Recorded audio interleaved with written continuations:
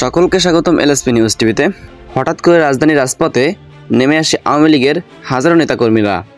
গতকাল রাতে শুরু হওয়া এই বিশাল বিক্ষোভ মিছিলে মুহূর্তের মধ্যেই শহর জুড়ে তৈরি হয় উত্তেজনাপূর্বক পরিবেশ।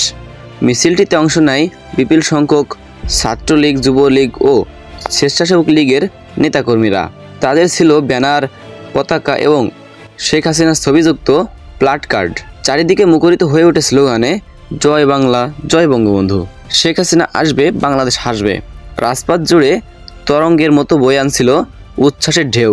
প্রত্যক্ষদর্শীরা জানান, মিছিলটির পরিসর এতটাই বিশাল ছিল যে প্রধান সড়ক একসময় স্থির হয়ে পড়ে।